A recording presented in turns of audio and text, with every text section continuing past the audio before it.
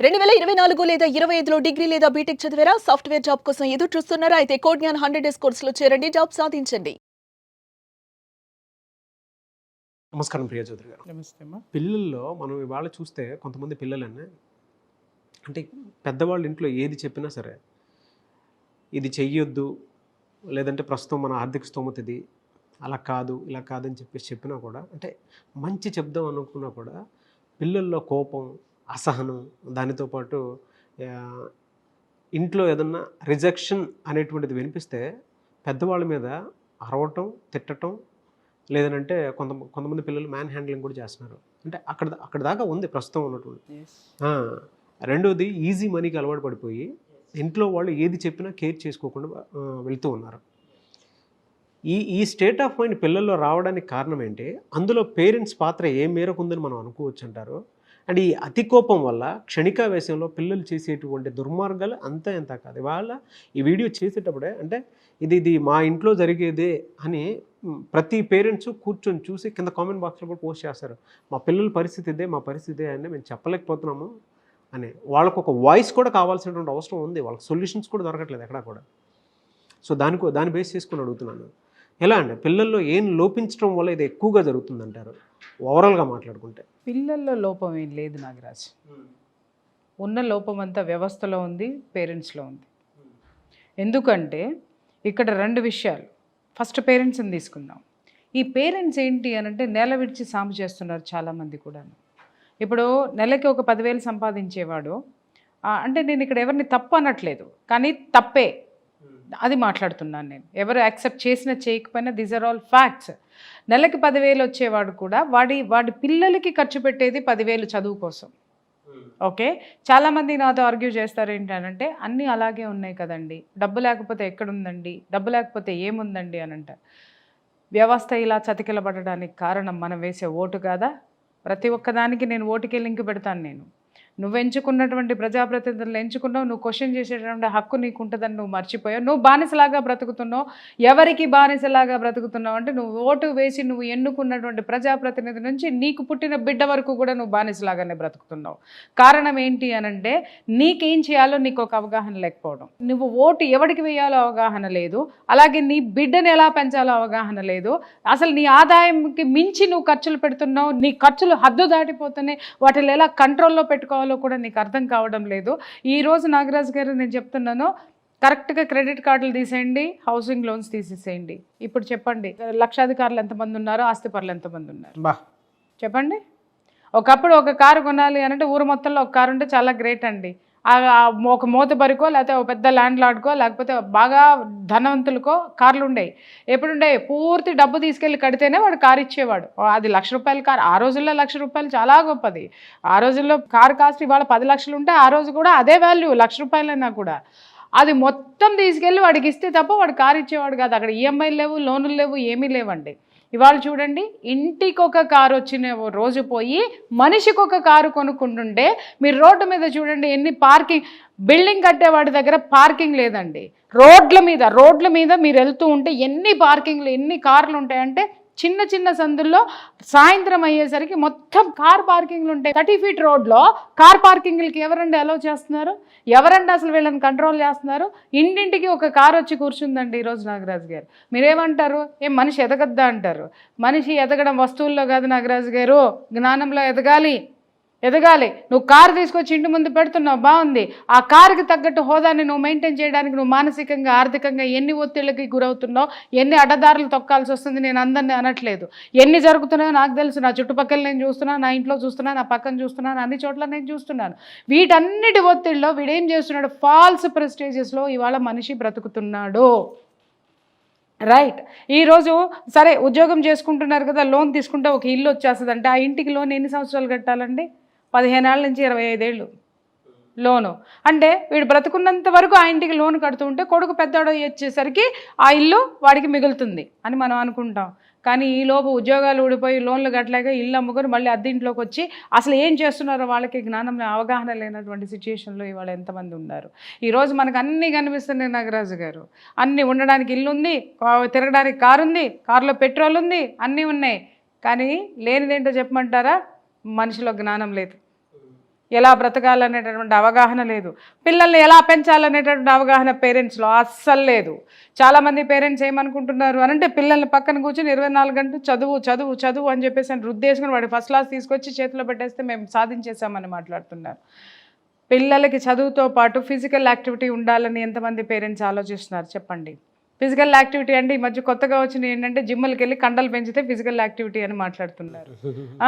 ఒక ఎల్కేజీ పిల్లవాడికి అపార్ట్మెంట్ కింద ఆడుకుంటానికి ప్లేస్ ఉందా అండి? ఒక ఎల్కేజీ పిల్లవాడికి నువ్వు పంపించే స్కూల్లో వాడు ఆడుకుంటానికి కావాల్సినంత ప్రకృతిపరమైనటువంటి స్వేచ్ఛ ఉందండి? లక్షలు కడుతున్నాం, మనం ఫీజులు కడుతున్నాం. ఏ ఒక్క స్కూల్లో వాడు బయటకు వచ్చి ప్లే గ్రౌండ్లో ఆడడానికి ఎన్ని ఎకరాల స్థలం వాడికి ఉంది ఒకసారి చూపించమని చెప్పండి. అందరం గవర్నమెంట్ స్కూల్లోనే చదువుకున్నాం. గవర్నమెంట్ స్కూల్ ఒక మూలకుంటే మొత్తం 10 ఎకరాలు 50 ఎకరాలు ఎవడో ఒక మహాత్ముడు ధర్మాత్ముడు ఆ స్కూల్ కట్టించి ప్లే గ్రౌండ్ వదిలేశారండి. దాంట్లో నేను చదువుకున్న స్కూలు విజయవాడలో మొన్న గవర్నమెంట్ స్కూల్ వెళ్ళి చూస్తే కళ్ళల్లో నీళ్ళు వచ్చినాయి నాకు. అది ఎంత పెద్ద వెనక పెద్ద ఒక 5-6 ఎకరాల ప్లే గ్రౌండ్ ఉండేది, ముందు ఒక 10 ఎకరాలు ఉండేది. తీరాలో మొన్న వెళ్ళి చూస్తే మొత్తం గవర్నమెంట్ అంతా కమర్షియల్ కాంప్లెక్స్లు కట్టేసేసింది. ఎందుకంటే స్కూల్లో పిల్లలు లేరు కాబట్టి దాన్ని ఇంకొక దానికి వాడుకుంది. ఆ ముందరంతా కూడా దేనికో ఆ స్కూల్ బిల్డింగు, ఆ రేకుల షెడ్లు, దాంట్లో మేము చదువుకుని ఎంతమంది మేధావులు అయ్యారండి. అది ఇవాళ నిర్వీర్యంగా పడి ఉండడం అనేది నాకు కళ్ళల్లో నీళ్ళు కలిగించింది. ఎలాంటి స్కూల్స్ కిటకిటలు ఆడుతున్నాయి అనంటే కంపార్ట్మెంట్లు, అవి అపార్ట్మెంట్లు కాదు, స్కూల్స్ కాదు, కంపార్ట్మెంట్లో గనక ఒక ట్రైన్ భోగి నిండిపోద్ది తొక్కుతారు చూసారా, అలా తొక్కి ఒక హ్యూమిడిటీ క్రియేట్ చేసి, ఒక హ్యూమిలేషన్ అన్నమాట క్రియేట్ చేసి దాంట్లో పిల్లల్ని పెడుతుంటే వాళ్ళు మీరన్నట్టు కొట్టడము, తిట్టడము, అసహనానికి గురవడము ఇవన్నీ చేయక ఏం చేస్తారండి? వాడి శరీరానికి ఇవ్వాల్సినటువంటిది మీరు ఇవ్వట్లేదు, వాడి మనసుకి ఎదుగుదలకి కావాల్సినటువంటి జ్ఞానాన్ని మీరు ఇవ్వట్లేదు. నువ్వు అజ్ఞానంలో బతుకుతూ వాడిని అదే అజ్ఞానంలో పెడుతూ ఉంటే వాడిని నిన్నెలా అర్థం చేసుకోవాలో వాడికి అర్థం కాక వాడు ఏవేవో వెతుక్కుంటూ బయటకు పోయి, ముఖ్యంగా వాడు బుసలు కొడుతుంటే ఆ యొక్క విషయం కాటుకి నువ్వు ప్రమాదంలో పడ్డావు ఈరోజు. కానీ దారుణం కదండి. దారుణం అని ఎందుకు మాట్లాడుతున్నావు? ఎవరి దారుణం? మానసిక క్షోభ చాలా ఎక్కువ ఉంటుంది. అంటే ఫస్ట్ నువ్వు పిల్లల్ని ఎలా పెంచాలో నేర్చుకో నాగరాజ్ గారు. ఫస్ట్ ఇవాళ ఎల్కేజీ వాళ్ళు ఏ స్కూల్లో జాయిన్ చేస్తున్నామమ్మా అంటే, నేను చాలా పెళ్ళిళ్ళకి పేరెంటాలకి వెళ్ళడం మానేసే విరక్తి వచ్చేసింది నాకు ఈ మధ్య కాలంలో. మరీ ఇంపార్టెంట్ అయితే తప్పితే నేను వెళ్ళట్లేదు. కూర్చుంటే మా వాడు ఫలానా స్కూలు ఎవరికి అడగరు, స్కూల్ అని పేరు చెప్తే తెలిసిపోతుంది. ఎన్ని లక్షల ఫీజులు, వాడు ఏ కారులో వెళ్తాడు, వాడికి ఎన్ని హాలిడేస్లో ఏ దేశానికి వాడిని తీసుకెళ్తున్నాడు, లేకపోతే ఇంకొకటి ఏంటి ఎప్పుడు చూసినా ఆ ఫైనాన్షియల్గా వాడికి ఎంత తగలేస్తున్నారు అనే దాని మీద సంభాషణలు వస్తున్నాయి తప్ప ఒక నలుగురు కూర్చొని ఉంటే నువ్వు బాగున్నావా, ఎలా ఉన్నావు, మీ అత్తగారు ఎలా ఉన్నారు, మీ మామగారు ఎలా ఉన్నారు, అందరూ ఎలా ఉన్నారు అని కష్ట సుఖాలు మాట్లాడుకునేటువంటి స్థితిని దాటిపోయి ఈరోజు నువ్వు కమర్షియల్గానే నువ్వు మాట్లాడుతూ కూర్చుంటే నీ బిడ్డ అది నేర్చుకోక ఏం నేర్చుకుంటాడు? నెంబర్ 1 ఇది కుటుంబ వ్యవస్థ. ఇప్పుడు నేను దేనికి వస్తాను? వ్యవస్థ మీదకు, సమాజం మీదకు వస్తా. సమాజంలో నీ కుటుంబం లాంటిది నీ పక్కన ఇంకొక కుటుంబం ఉంది, అదే ఇంకొక కుటుంబం ఉంది. నువ్వు 5 రూపాయలు నీ కొడుకు ఇచ్చి పంపిస్తే వాడు తిడుతున్నాడు కొడుతున్నాడు, నీ కెపాసిటీ 5 రూపాయలు అయితే పక్కనున్న అమ్మకి అయ్యేకి 10 రూపాయల కెపాసిటీ ఉంది, ఇంకొక అమ్మ అయ్యేకి 1000 రూపాయల కెపాసిటీ ఉంది. చిన్న ఎగ్జాంపుల్ చెప్తాను నాగరాజు గారు. మా పాప స్కూల్ చదువుతుంది కదా, తను పద్దాక అడుగుతుండదు, అమ్మ నేను పలానా చోటుకి వెళ్తా, ఫ్రెండ్స్తో వెళ్తాను అని అంటే నేను యాక్సెప్ట్ చేయను. ఒకరోజు విపరీతంగా తను ఎలాంటి స్థితికి వెళ్ళిపోయిందంటే ఒక చిన్న సైజ్ డిప్రెషన్లోకి వెళ్ళిపోయింది. ఇంట్లో నేను మాట్లాడిస్తే పలకపోవడము, తనకు తనే ఏదో చదువుకుంటూ కూర్చోవడము, ఆ లోన్లీనెస్ కనిపిస్తూ ఉంది నాకు. నేను అది ఇమ్మీడియట్గా గమనించి నేను ఒకరోజు దగ్గర కూర్చోబెట్టుకున్నట్టుగా, ఎందుకు తల్లి నువ్వు అట్లా ఉన్నావు, ఏం కావాలి చెప్పానంటే, అమ్మ you are not allowing me to go to outing, school friends తోటి నువ్వు నన్ను అలౌ చేయటం లేదు అని అంటే, అసలు అవునమ్మా కరెక్టే, బట్ వెళ్ళేది మీరు వెళ్తున్నారు, వెళ్ళడం అనేది తప్పని నేను అనట్లేదు, అది ఉపయోగమో లేదో తెలుసుకోకుండా ఎంజాయ్మెంట్ అనేది లైఫ్లో మీరు పెట్టేసుకొని మీరు వెళ్ళడం అనేది నాకు నచ్చలేదు.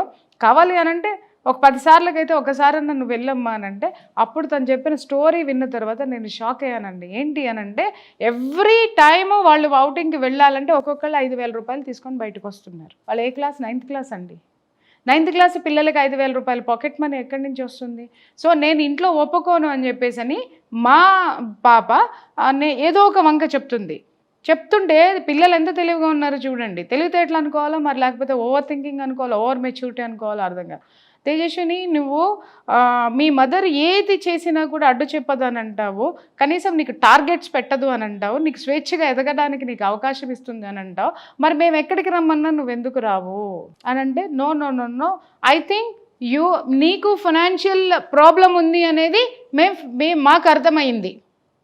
చూడండి, నువ్వు ఆర్థికంగా నువ్వు చాలా తక్కువ లోలో ఉన్నావు కాబట్టి you are not able to come and you are not able to spend, కాబట్టి మేం ఖర్చు పెడతాము నువ్వురా. అమ్మా ఇది ఎలా ఉంటుంది, నాకు ఈ మాట ఎలా ఉంటుంది? ఇప్పుడు నువ్వు ఇస్తావు, నాకు ఏది కావాలన్నా నువ్వు ఇంత ఖర్చు పెడుతున్నావు, నువ్వు ఇది అని కాదు, నీ అకార్డింగ్ టు యువర్ లైఫ్ ఇది బిజీని తీసుకో, ఏదైనా తీసుకో.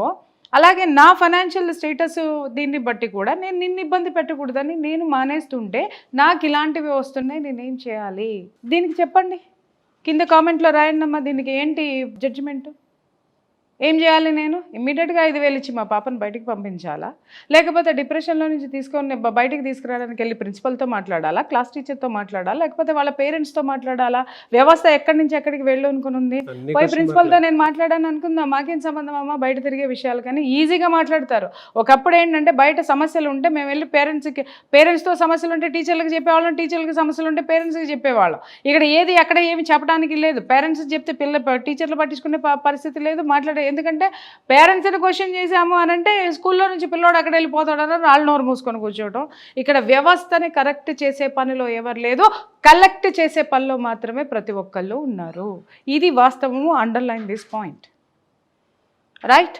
ఇంకా అప్పుడు మా పాపను ఏం చేసామంటే, సరే నాన్న నువ్వు వెళ్ళు అని చెప్పేసి ఆమె ఎక్కడికి వెళ్తుందో ముందే తెలుసుకుని వాళ్ళ ఫాదర్ అక్కడ అబ్జర్వేషన్ పెట్టుకొని అక్కడ ఎవరో ఒకళ్ళని, ఎందుకంటే ఆయనకి బోల్డ్ అంత నెట్వర్క్ కాబట్టి అక్కడ అబ్జర్వేషన్ పెట్టుకొని మా పాపని పంపించడం అనేది జరుగుతుంది. అలాగని చెప్పి అన్ని వేళలో అన్ని వేలు ఖర్చు పెట్టుకుంటూ కూర్చోవడానికి ఇక్కడ ఏమన్నా కొండలు ఉన్నాయండి? కొండలు ఉన్నా కూడా అవి కరిగిపోతాయి. అంటే స్థితిని అంత డబ్బు ఇచ్చి పంపించే పేరెంట్స్ అనాలా, ఆ డబ్బు వాళ్ళు తీసుకొని వస్తుంటే ఇంకా నా పాప అర్థం చేసుకుంది కాబట్టి నన్ను ఇబ్బంది పెట్టలేదు, వాళ్ళ ఫాదర్ని ఇబ్బంది పెట్టలేదు. అదే ఇప్పుడు మీరు అన్నారు కొడుతున్నారు తిడుతున్నారు అనడానికి కారణం ఏంటంటే ఇదిగో ఇవే కారణాలు. నాగరాజు గారు, నువ్వు నీ స్థితికి మించినటువంటి దాంట్లో నీ పిల్లల్ని నువ్వు జాయిన్ చేసావు. అక్కడ ఉన్నటువంటి వాతావరణాన్ని నువ్వు ఇవ్వాలి, తప్పకుండా ఇవ్వాలి. ఎన్నాళ్ళు ఇస్తారు? వీళ్ళు ఇచ్చినన్నాళ్ళు ఇస్తారు. వీళ్ళ వల్ల కానప్పుడు ఏం చేస్తారంటే వాడిని కొడతారు, వాడిని తిడతారు. అప్పటి వరకు వాడు అలవాటు పడిపోయి ఉంటాడు ఖర్చులు పెట్టడానికి, ఖర్చుకి, లేకపోతే వాడి యొక్క లైఫ్ స్టైల్కి. కానీ చెప్పేది ఎవరండి? పేరెంట్స్. ఏ పేరెంట్స్కి చెప్పే ఓపిక ఉంటుంది చెప్పండి కూర్చోబెట్టి? ఇంకొకటి రీసెంట్గా నేను గమనిస్తున్నాను, చాలామంది పిల్లలు సాయంత్రం అయ్యేసరికి నాగరాజు గారు బయటికి వెళ్ళిపోతున్నారు. 8th క్లాస్ చదివే పిల్లల దగ్గర నుంచి 6th 7th క్లాస్ పిల్లల దగ్గర నుంచి రాత్రి 11, 12, 2ంటికి ఇంటికి వస్తే పేరెంట్స్ నోరెత్తి అడగడం లేదండి. ఎందుకు అడగడం లేదు నాగరాజు గారు? ఎందుకో మావాడేదో పీకేస్తున్నాడు, మావాడు రాత్రిపూట తిరగడం అనేది ఒక గొప్ప ఇది. వాడికి 9వ తరగతి రాగానే బైకులు కొనిచ్చేస్తున్నారు, వాడికి 10వ తరగతి రాగానే ఇంకేదో కొనిస్తున్నారు, ఇక కాలేజ్ ఇంటర్కి రాగానే కార్లు వచ్చేస్తున్నాయి. మీరు వాడి వయసుకు మించినటువంటి ఆ యొక్క సౌలభ్యాల్ని సౌకర్యాల్ని మీరు ఇచ్చేస్తుంటే వాడు కరెక్ట్ ఏజ్లోకి వచ్చేసరికి ఇంకొకటి దానికి మించింది ఎత్తుకుంటూ పోతున్నాడు. అక్కడ కాదు మరి వాళ్ళు పేచి పెడుతున్నారు కదండి, ఎంతసేపు అని చూస్తాం, ఇప్పుడు వెక్స్ అయిపోతాం కదా ఇంట్లో. అది మామూలుగా పేచి పెట్టరు. నేను ఇప్పుడు 3 పరిస్థితులు చెప్పాను నాగరాజు గారు. 1 పేరెంట్స్ వాళ్ళకి అలవాటు చేయటము, 2 వ్యవస్థ ఎలా ఉందో చెప్పడం. ఇప్పుడు ఈ రెండింటిని ఎలా బ్యాలెన్స్ చేస్తారో మీరు చెప్పండి. నేను అడుగుతున్నాను, ఇన్నాళ్ళు మట్టి నేను సమాధానాలు చెప్తున్నాను కదా, ఇప్పుడు నేను అడుగుతున్నాను, మీరు చెప్పండి సమాధానం. వ్యవస్థలో ఉన్న వాళ్ళు ఇట్లున్నారు, డబ్బున్నమ్మయ్యే ఇచ్చి పంపిస్తున్నారు, ఖర్చు పెట్టుకోండి, ఎంజాయ్ చేయండి మీరు జీవితం. కొత్తగా ఏం మాట్లాడుతున్నారంటే మేము జీవితంలో ఏం ఎంజాయ్ చేయలేదండి, పిల్లలు ఎంజాయ్ చేస్తారండి. నీ పిల్లోడు ఎంజాయ్ చేస్తాడు, నీ పిల్ల ఎంజాయ్ చేస్తుందమ్మా, మా లాంటి వాళ్ళ పరిస్థితి ఏంటి? ఇప్పుడు మీరు అడిగారు కదా, ఇంట్లో పిల్లలు కొడుతున్నారు, తిడుతున్నారు, ఇంకేమనంటే ఏమన్నా చేసుకుంటున్నారు, లేకపోతే ఏదన్నా అవుతున్నారు. పక్కవాడి ప్రభావము ఇన్ఫ్లుయెన్స్ బాగుంటుంది. ఇదివరకు ఇలాంటి ఒక పిల్లోడి చేతిలో డబ్బులు కనిపించినాయి అనంటే ఎమ్మటే పేరెంట్స్ వచ్చి టీచర్లు చెప్పేవాడు, మా వాడు ఇంట్లో నుంచి డబ్బులు తీస్తున్నాడంటే, లేదా మమ్మల్ని డబ్బులు అడుగుతున్నాడంటే ఇటు పడేసి కొట్టేవాడు మాస్టర్, లేకపోతే టీచర్ కొట్టేది. నోరు మూసుకొని ఆ భయంతో నోరు మూసుకొని ఉండేవాళ్ళు. అసలు ఇక్కడ కోఆర్డినేషన్ ఎక్కడుంది నాగరాజు గారు? కోఆపరేషన్ ఎక్కడుంది? ఎవడికి వాడే తోపో. ఒక చిన్న ఎగ్జాంపుల్ చెప్తున్నాను, మీరు ఇన్ని మాటలు మాట్లాడుతున్నారు కదా, స్కూల్లోకి సంబంధించినటువంటి ఒక చిన్న విషయం, పేరెంట్స్ ఇది అందరిది తప్పు. మీరు గెలికారనన్నీ, ఇది ఇట్స్ ఎ వాస్ట్ సబ్జెక్ట్, అది 10 నిమిషాల్లో చెప్పేదైతే కాదు, చెప్పుకుంటూ పోతే ఎన్ని ఉన్నాయి. ఒక చిన్న ఎగ్జాంపుల్ చెప్తాను. ఒక స్కూలు చాలా మర్యాదలతోటి నడుపుతున్నటువంటి ఒక స్కూల్ పిల్లల్ని చాలా ట్రెడిషనల్గా అంటే ఓ తానులు చుట్టుకురమ్మని కాదు, పద్ధతిగా ఉండమని చెప్పేటటువంటి స్కూల్లోకి ఒక అమ్మాయి ఒక వెస్ట్రన్ డ్రెస్సు, బాగా వెస్ట్రన్ డ్రెస్ అనమాట, అనమాట. ఈ అసలు జారెడ్ గుడ్డలే ఉన్నాయి ఒంటి మీద. ఆ డ్రెస్ వేసుకుని వస్తే ప్రిన్సిపల్ పాపం దండం పెట్టి ఇలాంటివి వేసుకురావడానికి వీల్లేదు, నువ్వు ముందు అర్జెంటుగా నీకు టైం ఇస్తున్నాను, నువ్వు ఇంటికి ఫోన్ చేసి బట్టలు తెప్పించుకొని నువ్వు వేసుకోమ్మా, లేదంటే మాత్రం ఇంటికి వెళ్ళిపో అని చెప్పేశారంటే నేను వేసుకోను అని అంటే మర్యాదగా ఇంటికి పంపించేశాడు ఆయన. అమ్మ నువ్వు ఇలా కూర్చుంటానికి నా అలౌ చేయను, 9th class are 10th class అమ్మాయి పంపించేశారు. పంపించేసిన తర్వాత ఆ నెక్స్ట్ డే ఇమ్మీడియట్గా తల్లి వచ్చేసింది బయటికి. తల్లి వచ్చేసి ఇమ్మీడియట్గా మీద పడిపోతుంది, ప్రిన్సిపల్ మీద పడిపోయి అసలు ఎలా మా అమ్మాయిని నువ్వు డ్రెస్ వేసుకోవద్దని చెప్పేసి అని అబ్జెక్ట్ చేస్తావు నువ్వు. I have a right. అంటే ఈ రైట్లు బాగా తెలుస్తాయి సార్, రైట్లు మాత్రం బాగా తెలుస్తే కానీ డ్యూటీస్ ఎవడికి తెలియదు. అదే వచ్చిన ప్రాబ్లం చెప్తున్నాను కదా నేను ఇక్కడ. బాధ్యతలు ఎవడికి పట్టక్కర్లా, పక్కవాడికి ప్రకృతికి ఇబ్బంది కలగకుండా నువ్వు ఎట్టన సావు ఎట్టన బ్రతుకు. కానీ ఇక్కడ ఏమవుతుంది, నేను బతకడానికి హక్కు ఉంది అంటున్నావు, హక్కుతో పాటు పక్కన ఇంకొకటి ఉన్నాయి బాబు బాస్, అది మర్చిపోతున్నారు. పక్కవాడికి అబ్జెక్షన్ ఉంటే వాడు పోలీస్ కేసు పెట్టేటటువంటి హక్కు వాడికి కూడా ఉందన్న సంగతి వీళ్ళు మర్చిపోతే ఎట్లాగా. వచ్చి ఇట్టా పక్క గయ్య గయ్య గయ్యమని అరుస్తుంటే ఆయన ఎందుకన్నా మంచిదని చెప్పి బయట ఉన్న పేరెంట్స్ని పిలిచాడు. ఇది సంగతి సిచ్యుయేషన్ ఏంటి అని అంటే అప్పుడు అందులో ఉన్నటువంటి ఒక పేరెంట్, మగపిల్లవాడు ఉన్నటువంటి పేరెంట్ ముందుకు వచ్చి అమ్మ అయ్యా అభ్యంతరం అనేది డెఫినెట్గా ఉంటుందండి, మగపిల్లలు ఉన్నటువంటి స్కూల్ కదా, ఎట్లా ఎలా చేస్తారంటే మేమే అబ్జెక్ట్ చేస్తాము, అది పిల్లలు పాడైపోతారు అది ఇది అని చెప్పేసి అనమాట. ఎవడరా నువ్వు మాట్లాడడానికి, ఇదే మాట మాట్లాడింది దట్ ఉమెన్. ఇదేమండి ఎవడరా నువ్వు, నా ఇష్టం, నా కూతురు, నేను ఫీజు కడుతున్నా, కట్టు వస్తుంది, నీ కొడుకుని నీ తిన్నగా పెంచు, నీ కొడుకుని తిన్నగా అంటే ఇది గుడ్డలోడు తీసుకొని చూపించేస్తుంది, కొడుకుని మాత్రం వాడు తిన్నగా కళ్ళు బ్యాండేజ్ చేసుకోరా అని పంపాలా బ్లైండ్గా. వాడికి వయసు లేదా, వాడికి మనసులో గిలి పుట్టదా, వాడికి ఉంటాయి కదా, నీకుంటే దొరద నీకుంటే మరి వాడికుంటే గిలి వాడికి ఉండదా. అది ఏమైనా చెప్పు వస్తాయా, చూపిస్తేనే వస్తాయి ఏదైనా కానీ, తిడుతున్నానని కాదు కానీ ఇక్కడ అనేసరికి గయ్యమని ఆయన మీద పడిపోయేసరికి పక్కన ఒక ఆడపిల్ల తల్లి ఉంది. ఇమ్మీడియట్గా వచ్చి ఏంటమ్మాయి దాని నుంచి చూస్తున్నాను నేను, ఏంటి మాట్లాడుతున్నావు, ఆయన్ని తిట్టావు ఈయన్ని తిట్టావు, ఏం మాట్లాడుతున్నావు, నేను ఆడపిల్ల తల్లిని, నేను అబ్జెక్ట్ చేస్తున్నాను అని అంది. ఎవరివే నువ్వు, అసలు చాలా వెరీ పాష్ అనమాట, వెరీ పాష్. ఆ ప్రిన్సిపల్ మీదకి ఎలా పడిపోతుందంటే ఇదిగో అసలు ఇలా పక్కకి ఎంత స్లీవ్లెస్ వేసుకొచ్చిందో నేను చూడలేను. నేను చూసావా, నా డ్రెస్ చూసావా అని అతని మీద పడిపోతుంది. దిస్ ఈజ్ ఐఎమ్ వేరింగ్, ఇది నా స్టైలు, ఇది నా కల్చరు, నువ్వు నేర్చుకో. ఎక్కడ బతుకుతున్నావు నువ్వు, తాతల కాలంలో బ్రతుకుతున్నావా, ఇది చూసావా అని మీద పడుతుంది. మీద పడేసరి ఇమ్మీడియట్గా ఏంటమ్మా మాట్లాడుతున్నావు నువ్వు, ఆడపిల్ల తల్లిని నేను అబ్జెక్ట్ చేస్తున్నా అంటే వత్తవే నువ్వు, షీఈ్ ఎడ్యుకేటెడ్, ఆవిడ డాక్టర్ ఇంకా చెప్పాలి అంటే ఎవత్తవే నువ్వు అనేసరికి ఆవిడ ఇమ్మీడియట్గా చెయ్యి పక్కనున్న వాళ్ళు ఆపారు. ఏం మాట్లాడుతున్నావు, నీ కూతురు వేసుకొచ్చి ఆ పనికి మాలిన గుడ్డలు రేపొద్దున నా కూతురు కొనేవమని రోజు నాకు ఇంట్లో గొడవ చేస్తుంది, నేను అలాంటి దౌర్భాగ్యపు గుడ్డలు వేసి పంపించడానికి నేను సిద్ధంగా లేనని చెప్పేసి వేసుకునేసరికి అందరి నోళ్ళు లెగిసి మీద పడిన తర్వాత నేను ఈ స్కూల్ నుంచి టీసీ ఇచ్చే నేను తీసుకుపోతానని చెప్పేసి తిప్పోయింది. ఇప్పుడు చెప్పండి నాగరాజు గారు, మనం ఎక్కడ తప్పని మాట్లాడాలి? తిలా పాపం తలా పిడికె వ్యవస్థలో సరిగా లేరు, విద్యా వ్యవస్థలో ఉన్నటువంటి వాళ్ళకి ఏమీ పట్టావు. చెప్పాను కదా, ఏ విధమైనటువంటి డిసిప్లిన్ లేదు, కలెక్షన్ మాత్రమే ఉంది, కరెక్షన్ లేదు. అరే ఈ బట్టలు వేసుకురాదు, ఎంత బట్టలు అమ్మ ఏమన్నా మాట్లాడితే స్కూల్లో పిల్లలు వెళ్ళిపోతారు. వ్యాపారము, ప్రతిదీ వ్యాపారం అయిపోయిన తర్వాత వాడు కూడా పేరెంట్స్ తోటి, ఆమె కూడా పేరెంట్స్ తోటి వ్యాపారమే మొదలుపెట్టింది. సో దీన్ని మనం ఏ వేలో నరుకు రావాలి చెప్పండి, అందరి బాధ్యత పేరెంట్సే. ఎలా వస్తుందా బాధ్యత? నువ్వు నేను ఉపన్యాసాలు చెప్తే వస్తుందా? ఇంట్లో నుంచే రాదు నాగరాజు గారు. స్పిరిచువల్ మైండ్ ఉండాలి, డిసిప్లిన్ మైండ్ ఉండాలి. ఎవరిలో ఉండాలి? ముందు ఉండాల్సింది తల్లిదండ్రుల్లో ఉండాలి. నేను అదే చెప్తూ ఉంటా, స్పిరిచువల్ మైండ్ ఎప్పుడైతే ఉందో మనం ఏది చెయ్యాలి ఏది చేయకూడదు అనేటటువంటి ఆ యొక్క బాధ్యత మనలో ఆటోమేటిక్గా వస్తుంది. హక్కులు మాట్లాడమప్పుడు బాధ్యతలను మాట్లాడతాం, ఆ తర్వాత హక్కులు సాధించుకుంటాము, ఆటోమేటిక్గా వస్తుంది.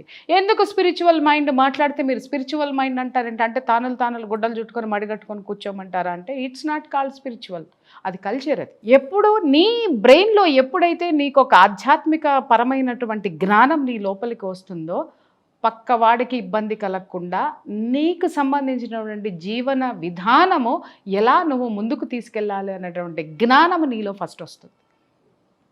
నువ్వు ఎలా ఉండాలో నేర్చుకో. ఆటోమేటిక్గా నీ చుట్టుపక్కల ఉన్నటువంటి వ్యవస్థ బాగుపడుతుంది. మేమున్నా ఉండనివ్వట్లేదండి. ఇప్పుడు నేను ఇందాక మాట్లాడాను, మన పిల్లలు బాగానే ఉన్నారు, మిగిలిన పిల్లలు ఉండనివ్వట్లేదు. ఎక్కడ పోవాలా? నేను ప్రిన్సిపల్ని అనాలా, క్లాస్ టీచర్ని అనాలా, లేకపోతే వాళ్ళ పేరెంట్స్ మొత్తాన్ని అన్నాను అనుకో, నీ దగ్గర లేకపోతే చెప్పు మేము బారేస్తామని మాట్లాడేటటువంటి దరిద్రమైనటువంటి కల్చర్లో ఇవాళ మనం ఉన్నాం. పేరెంటింగ్ వ్యవస్థ మారాలి. ఫస్ట్ పేరెంటింగ్ వ్యవస్థ మారాలి. ఎలా అండి అంటే స్పిరిచువల్ మైండ్ సెట్లోకి రావాలనుకుంటుంటే వాళ్ళు చాలా మంది ఉన్నారు కాబట్టి అడుగుతున్నాను. స్పిరిచువల్ మైండ్ సెట్ అంటే జీవన విధానం నాగరాజు గారు. ఇక్కడ నేను మీకు పాయింట్ చేసి చెప్తున్నాను. స్పిరిచువల్ మైండ్ సెట్ అంటే పూజలు పునస్కారాలు లేకపోతే ఇంకోటి కాదు. జీవన విధానము, క్రమశిక్షణతో కూడినటువంటి జీవన విధానంలో అది ఒక్కటి మనం నేర్చుకున్నామంటే మనకేం కావాలి. ఇందాక నేనన్నా ప్లాస్టిక్ కార్డుల రూపంలో మనకు బోల్డన్న ఆస్తులు ఉన్నాయి, కానీ అవన్నీ ప్లాస్టిక్ కార్డుల్లో ఉన్నాయి. అది ఏ రోజునైతే మన చేతిలో నుంచి వెళ్ళిపోద్దో ఇవన్నీ వెళ్ళిపోతాయండి. ఆ ప్లాస్టిక్ కార్డు మనకు అవసరమా లేదా? అసలు దాని ఒక అప్పు జోలికి వెళ్తున్నాము అనంటే, ఇదివరకు అప్పులు చేశారు అనంటే నామో శివుర్లో, అప్పుల పాలైపోయాడు అనంటే జాలి పడేటటువంటి వాళ్ళు. కానీ వాళ్ళందరూ అదే పరిస్థితిలో ఉన్నారండి. క్రెడిట్ కార్డు అప్పుడేమో అప్పు కావాలంటే ఇంటి పక్కన వాళ్ళనో ఇన్ని ఊర్లో ఉన్న వాళ్ళ దగ్గర అప్పులు తీసుకునేటటువంటి వాళ్ళు, లేదా ఫైనాన్స్ దీంట్లో తీసుకునే వాళ్ళు ఇప్పుడు బ్యాంకుల నుంచి తీసుకుంటున్నారు. వాడు బ్యాంకర్ వచ్చేసి ఫైనాన్సర్ అయిపోయినాడు, వాడు అప్పిచ్చేవాడు వడ్డీ వ్యాపారం అయిపోయినాడు. కాకపోతే వాళ్ళ పక్క దేశం వాడు వచ్చి మన దగ్గరకు వచ్చి లోన్లను అయ్యనో ఇయ్యనో మొత్తం మనదంతా కొల్లగొట్టుకుని పోతూ ఉంటే వాడికి దోచిపెట్టడానికి, అలాగే వాడు చూపించేటటువంటి కలర్ఫుల్ లైఫ్కి మనం బానిసలం అయిపోయి మన అస్తిత్వాన్ని కోల్పోయి బ్రతుకుతున్నాం. సంతృప్తి అనేటటువంటి విషయాన్ని మర్చిపోయాం నాగరాజు గారు. సంతృప్తి అనేటటువంటి సీడ్ని మీ లోపల వేసుకోండి. ఆటోమేటిక్గా మీరు బాగుపడతారు, మీ కుటుంబం బాగుపడుతుంది, మీ చుట్టూ ఉన్నటువంటి వ్యవస్థ బాగుపడుతుంది. థ్యాంక్ యూ అండి. Thank you so much Priya Chowdary garu. Thank you.